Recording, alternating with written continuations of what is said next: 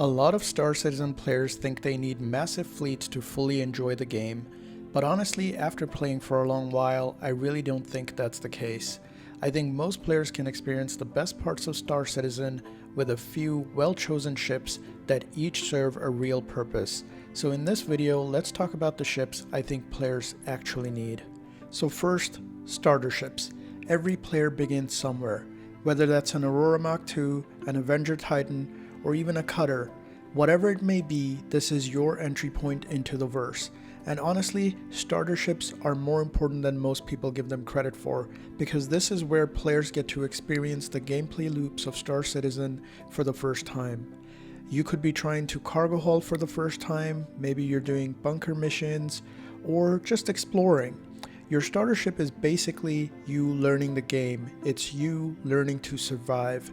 And while eventually most players outgrow them, I actually think starter ships are some of the most fun ships in the game because everything still feels dangerous and meaningful at this stage.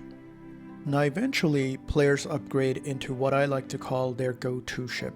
And for most people, this ends up being something like the Cutlass Black. This is the ship you pull out when you want to play the game without thinking too much. It's faster and more powerful, has more cargo space, more inventory, and can even bring a friend along. And overall, it just feels like a significantly more capable ship than your starter ship. And this is where Star Citizen really starts to open up. You're no longer struggling to survive every mission. You do have some flexibility. And honestly, ships in this category are probably the sweet spot for a huge portion of the player base, because they're still relatively manageable solo, but versatile enough to do almost anything reasonably well. But eventually, you do start to notice some limitations. Maybe you want more cargo, longer range, more fuel, better living space, and that's where the next category comes in. This, in my opinion, is the most important ship in your entire fleet. Your true daily driver. For me, ships like the Constellation Taurus fit this category perfectly, because this is the point where Star Citizen starts feeling less like a session-based game and more like a living universe. You suddenly have enough cargo space to actually move serious freight, you can carry vehicles comfortably, you have stronger ship components, way more quantum fuel, more survivability, and room for more friends. And most importantly, these ships allow you freedom. This is the type of ship that allows you to comfortably move between systems and really experience the scale of the game.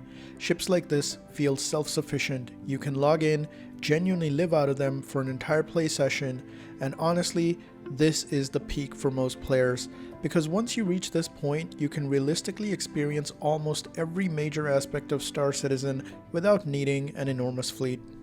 Now, another category that I think is extremely important is having a dedicated fighter, because space combat is such a massive part of Star Citizen that I genuinely think every player should experience it properly at some point. Now yes, technically ships like the Cutlass Black can fight, but flying an actual fighter is a completely different experience. The speed, the maneuverability, the dogfighting, just that feeling of mastering combat. It's one of the most exciting gameplay experiences in the entire game, and honestly I think every player should have at least one true combat-focused ship in their fleet, whether that's something like the Gladius, the Arrow, the Hornet, or even the new M80, whatever fits your style. Not because you need to become a PvP pilot, but because combat is one of the core pillars of Star Citizen, and it would honestly be a shame to miss out on that side of the game completely. Another important thing is that dedicated fighters remain useful no matter how big your fleet gets. Even players with massive ships still regularly pull out fighters because sometimes you just want the speed, agility, and pure combat capability. And finally, the profession ship. This is the one ship that reflects what you personally enjoy doing in Star Citizen, because everyone eventually develops a favorite gameplay loop, whether that be mining, salvaging, cargo hauling, or even medical gameplay, whatever it may be. For me personally, that ship is the Argo Mole, because I absolutely love to mine, and the Mole lets me fully commit to that gameplay loop with very few limitations.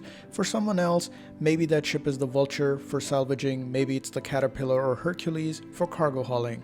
This is the one category that becomes completely personal, but the important thing is you really only need one dedicated profession ship, not 10. Now of course, ships like the Polaris, Perseus, Idris, and other capital ships are absolutely incredible, and they give players something exciting to work towards. But realistically, for most players, those ships are more of a situational ship than daily use ships, unless you regularly play with a large crew. And honestly, that's completely okay, because at the end of the day, Star Citizen isn't about owning every single ship, it's about finding the ship that supports the way you want to enjoy the game. So let me know down below what your ideal fleet looks like, and if you enjoyed the video, please do like and subscribe, as it genuinely helps out the channel as we continue to grow. Also, if you're a new player looking to jump into Star Citizen, don't forget to use the referral code to start your journey with an extra 50,000 UEC in-game, and it also directly helps support the channel. Thank you all for watching, and I will see you in the next video.